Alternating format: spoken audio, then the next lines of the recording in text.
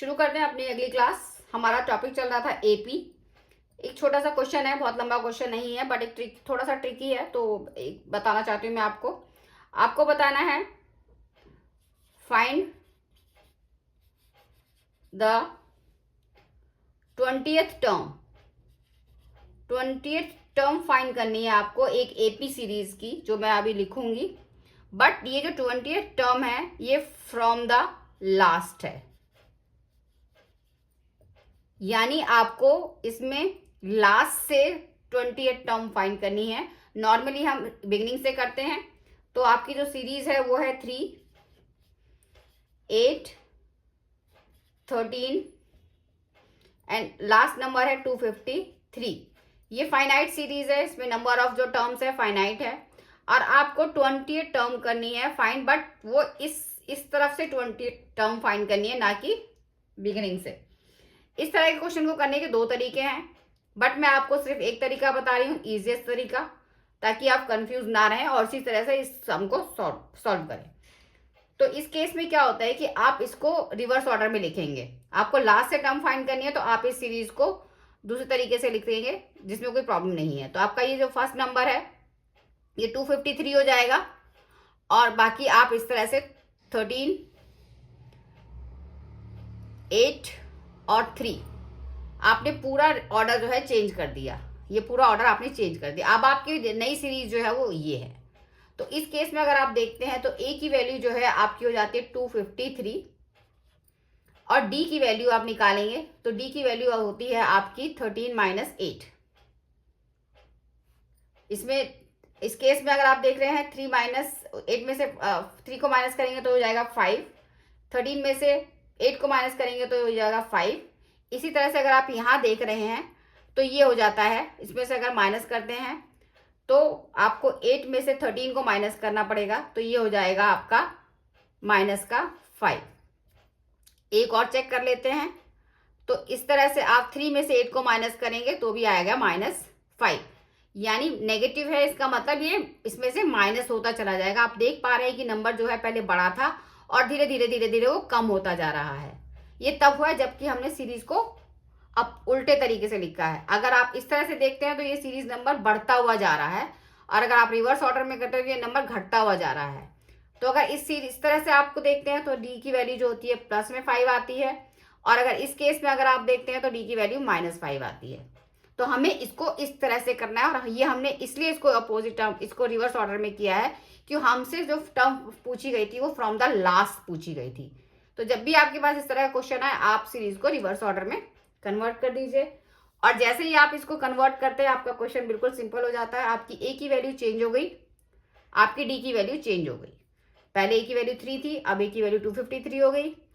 पहले डी की value plus में 5 थी, अब आपकी डी की वैल्यू माइनस में 5 आ गई।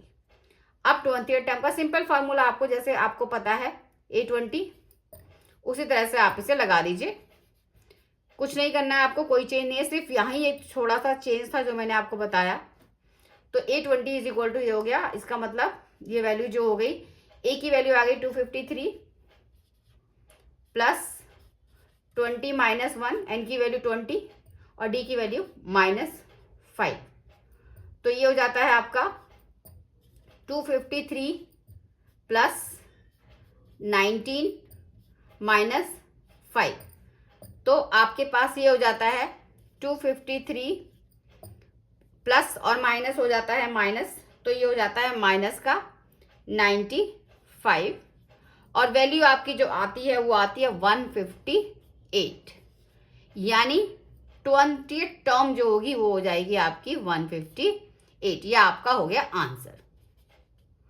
तो उम्मीद करती हूँ एक छोटा सा सम था, ये आपको समझ में आया होगा। इसमें बहुत ज़्यादा चेंज नहीं है, सिर्फ आपको स्टार्टिंग में ही थोड़ा सा चेंज करना है, बाकी क्वेश्चन आपको एज इट इज करना है। तो एक और क्वेश्चन है, ये इस फॉर्मूले के ऊपर बेस्ड लास्ट क्वेश्चन है, तो इस क्वेश्चन को भी लेके चलते हैं।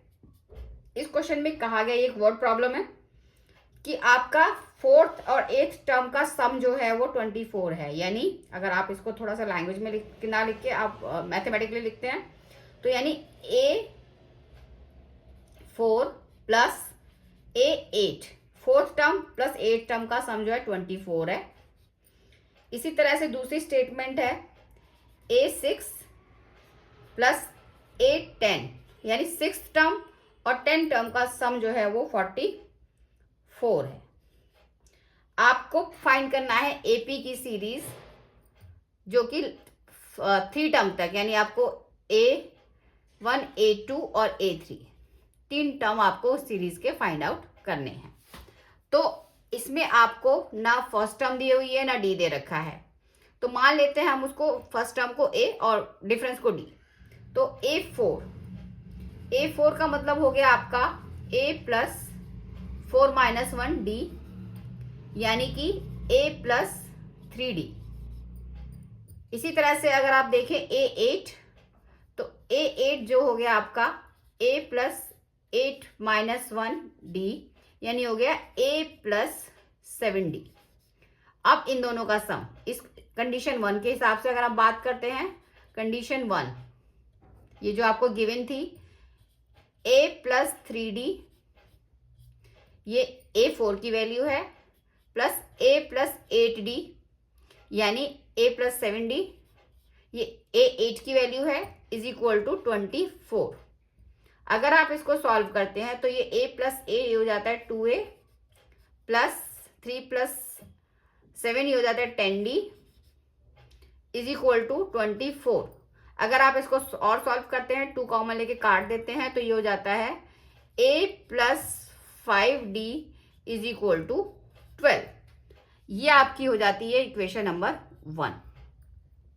इसी तरह से आप इस वाले को A6, मैं आपको इसको शॉर्ट में करके दिखा रही हूँ, A6 यानी A प्लस 6 माइनस 1D यानी 5D, ये आपकी A6 की वैल्यू है। ये कंडीशन सेकंड के हम हिसाब से चल रहे हैं, प्लस A10 यानी A प्लस 10 माइनस 1 यानी 9D इज इक्वल टू 44। यानी ये इस तरह से सॉल्व करेंगे, जोड़ेंगे जैसे हमने इसी तरह से किया, तो आपका हो जाता है, इसका जो इक्वेशन बन के आएगी वो आएगी A plus 7D is equal to 22।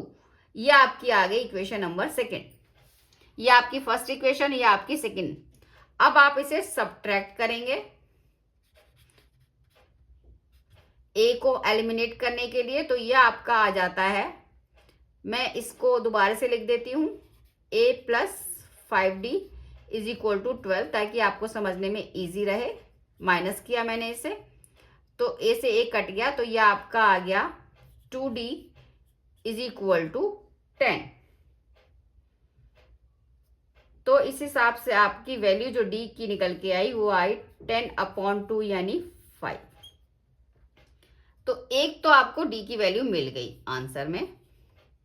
इसको आप किसी भी एक इक्वेशन में रख देंगे तो आपको A की वैल्यू मिल जाएगी। अगर मैं फर्स्ट में रख रही हूं तो यानी A plus 5D is equal to 12, D की वैल्यू 5 है, तो A plus 5 into 5 is equal to 12, यानी A इज इक्वल टू हो गया आपका 12 माइनस 25। इसका मतलब A की वैल्यू होगी माइनस का 13। A की वैल्यू मिल गई, D की वैल्यू मिल गई। अब आपकी आती है सीरीज AP। तो पहला नंबर आपकी A की वैल्यू माइनस का 13, दूसरी वैल्यू जो आपकी निकल के आएगी माइनस का 13 प्लस का 5, जो कि आपकी निकल के आई माइनस का 8। तीसरी वैल्यू के लिए आप लिखेंगे माइनस का 8, फिर प्लस का 5, जो कि निकल के आई आपकी माइनस का 3। तो आपकी जो सीरीज निकल के आई, आंसर जो निकल के आया, जो हमसे पूछा गया था फर्स्ट 3 डिजिट, माइनस का 13, देन माइनस का 8 एंड देन माइनस का 3, जो आपकी AP की सीरीज है। तो उम्मीद करती हूँ कि ये सम आपको अच्छे से समझ में आया होगा। ये इस फॉर्मूले के ऊपर बेस्ड क्वेश्चंस थे, जिससे आपको ये कॉन्सेप्ट, जो कि एक इजी सा कॉन्सेप्ट है, बहुत अच्छे से क्लियर हो गया होगा। फिर भी अगर आपको कुछ पूछना है तो आप कमेंट सेक्शन में डाल सकते हैं। मिलते हैं इसी के अगले फॉर्मूले के साथ अगली क्लास में।